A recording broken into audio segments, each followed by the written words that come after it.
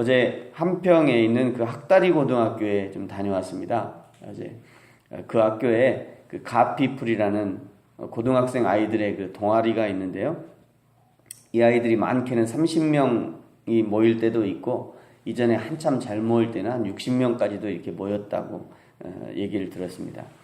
목사님이 오셔서 좀 아이들을 지도해 주시면 좋겠다 하는 그런 요청이 있어서 저와 우리 함께 섬기는 우리 송 목사님하고 같이 다녀오게 되었습니다. 아이들을 보니까 얼마나 기쁘고 감사한지. 요즘에 보통 교회학교 아이들이 예배당에 들어갈 때부터 머리를 푹 숙이고 들어갔다가 집에 들어갈 때도 푹 숙이고 집에 간다고 그러잖아요.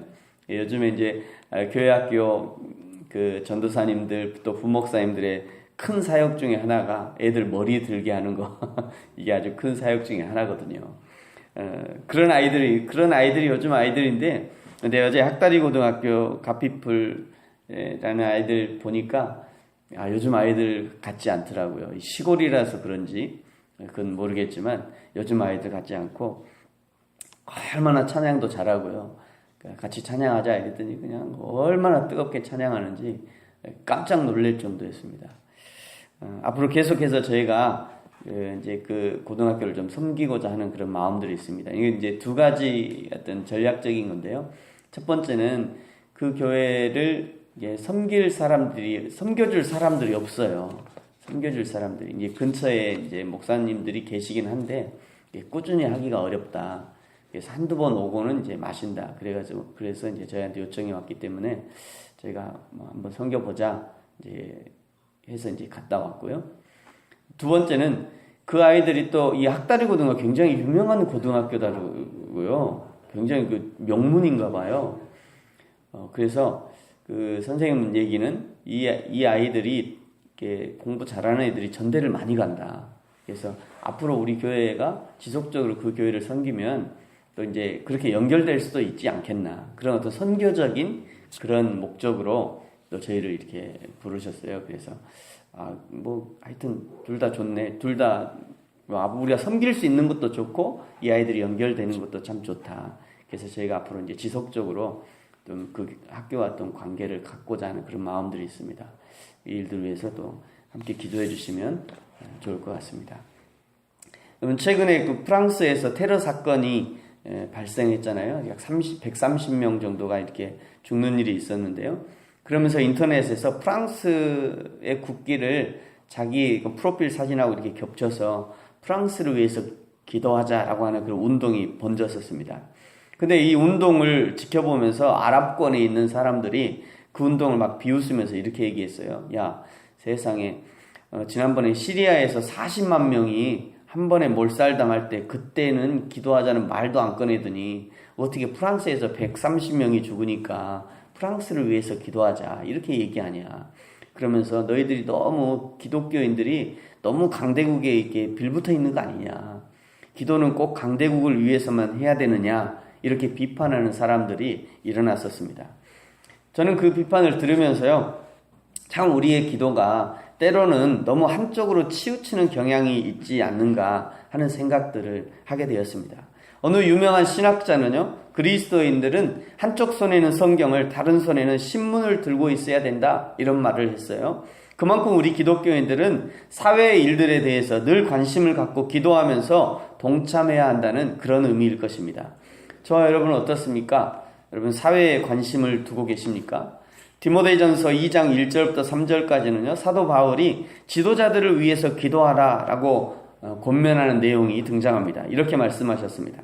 그러므로 내가 첫째로 권하노니 모든 사람을 위하여 간구와 기도와 도고와 감사를 하되 임금들과 높은 지위에 있는 모든 사람들을 위하여 하라. 이는 우리가 모든 경건과 단정함으로 고요하고 평안한 생활을 하려 함이라. 이것이 우리 구주 하나님 앞에서 선하고 받으실 만한 것이라. 모든 이들을 위해서, 특별히 높이 있는 자들을 위해서 기도하는 것이 하나님이 받으실 만한 일이다 라는 말씀입니다. 사회 지도자들을 위해서 기도하라는 것은 그들의 영향력이 있기 때문인 것이죠. 사랑하는 성도 여러분, 저와 여러분이 늘 내 문제에만 갇혀있지 말고 이웃과 사회와 국가를 위해서 기도하는, 그래야 기도로 섬기는 섬김의 영역이 점점 넓어지는 저와 여러분이 되기를 소망합니다. 오늘 시편 64편 1절과 2절은요, 시편 기자가 하나님을 향해서 호소하는 이 호소부터 시작하고 있습니다. 우리 1절과 2절 같이 한번 읽겠습니다. 시작. 하나님이여, 내가 근심하는 소리를 들으시고 원수의 두려움에서 나의 생명을 보존하소서. 주는 악을 꾀하는 자들의 음모에서 나를 숨겨주시고 악을 행하는 자들의 소동에서 나를 감추어 주소서. 아멘. 하나님, 나의 근심하는 소리를 들어주십시오. 나를 숨겨주십시오. 악한 자의 소동에서 나를 감추어 주십시오. 라고 기도하고 있죠. 제가 처음에 프랑스 이야기를 하면서 말씀드렸듯이 세상은 아무리 큰 울음소리가 나도 자신과 상관없는 일에는 별 관심을 두지 않습니다. 어제 이렇게 고속도로를 한편 갔다가 고속도로를 오다가요, 뒤에서 이렇게 앰뷸런스 소리가 막 나요. 그래서 이렇게 한쪽으로 이렇게 비켜줬어요. 그랬더니 다른 사람들도 이게 비켜주더라고요. 그러면서 그 옆에 탔던 우리 협력 목사님이 저한테 요즘에 한국도 잘 비켜주네요. 이러더라고요. 요즘엔 잘 비켜주더라고요. 이전엔 잘 안 비켜줬잖아요. 왜 안 비켜줘요? 아무리 앰뷸런스가 불어도 내가 더 급하다는 거죠. 내가 빨리 가야 되니까 잘 안 비켜줬습니다. 마찬가지죠. 시리아에서 40만 명이 죽어도 별 관심이 없는 거예요. 프랑스에서 테러로 130명 이상이 죽어도 몇몇 사람들 외에는 별 관심이 없었습니다. 그만큼 세상이 무감각해지고 무정해졌다는 그런 증거일 것입니다. 그러나 우리 하나님은 우리의 작은 신음에도 응답하시는 분입니다. 고통당하는 백성의 기도를 결코 외면하지 않으시는 분이시죠. 하나님은 악인의 계략에서 건져주시는 분이며 은밀히 공격하는 대적자들에게서 안전하게 숨을 피난처가 되어주시는 것입니다. 하나님은 이런 악한 대적에게서 우리를 숨겨주시지만, 그러나 저와 여러분은 하나님 앞에서 숨지 말아야 됩니다. 하나님이 우리를 찾으시려 할 때 항상 하나님 앞에 있어야 되는 것이죠. 하나님이 쓰시고자 할 때 플라스틱 바가지처럼 하나님의 손 곁에 늘 있어야 됩니다. 언제든지 편안히 쓰실 수 있도록 그런 위치에 있어야 되는 것이죠. 그것이 기도 응답의 비결이 될 것입니다. 하나님의 역사하심을 체험할 수 있는 좋은 비결이 되는 것입니다. 이제 3절부터 6절까지는 악한 자들이 하는 그 행동들을 알려주시는데요. 3절에 보시면 악한 자들이 칼같이 자기 혀를 연마하고 화살같이 독한 말로 겨눈다 라고 말씀합니다.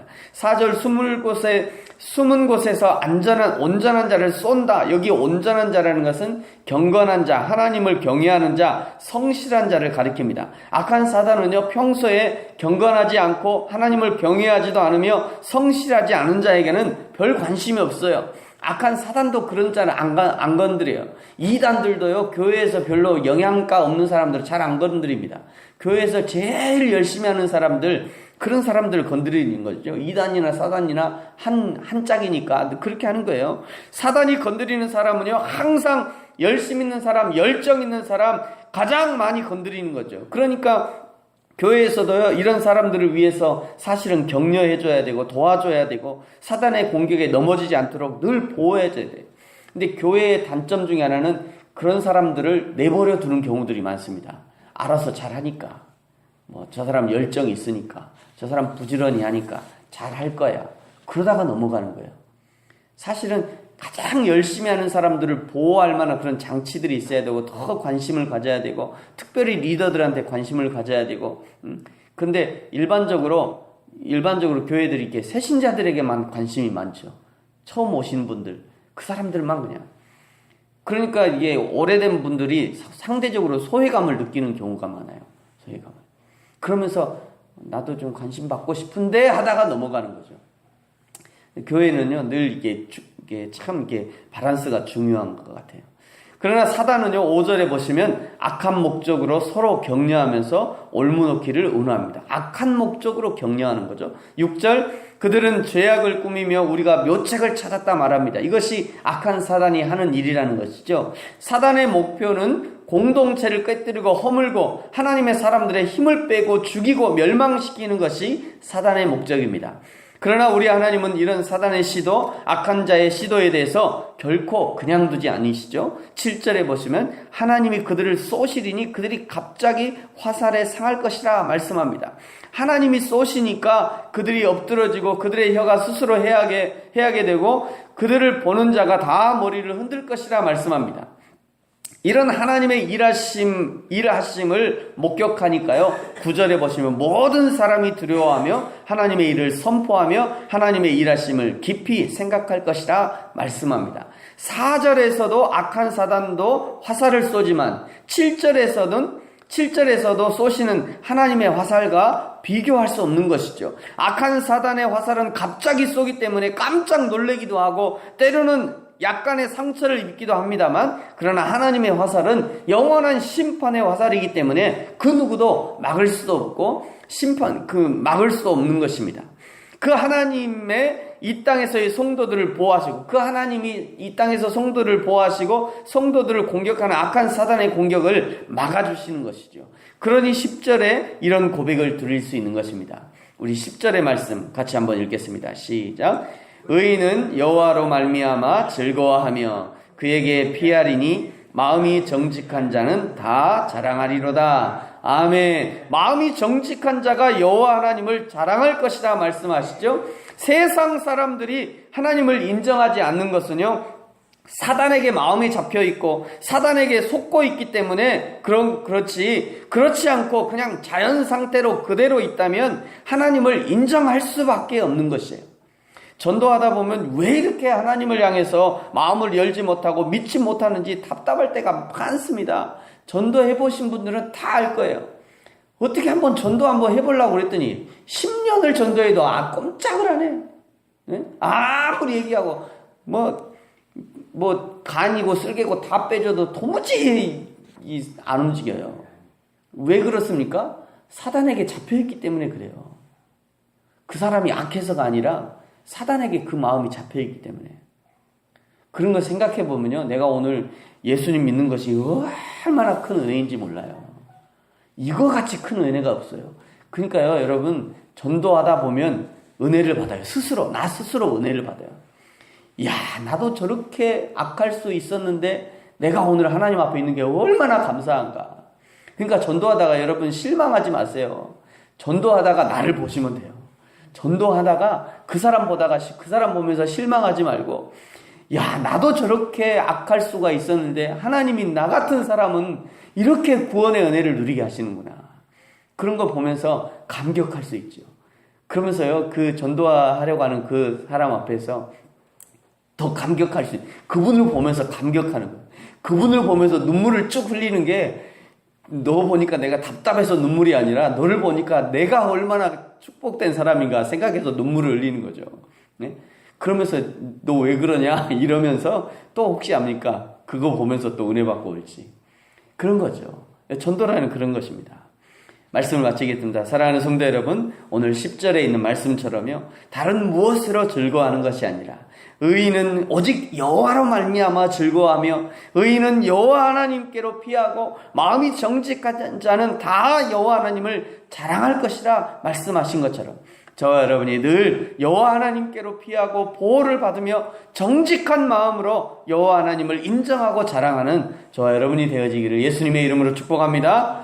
기도하겠습니다.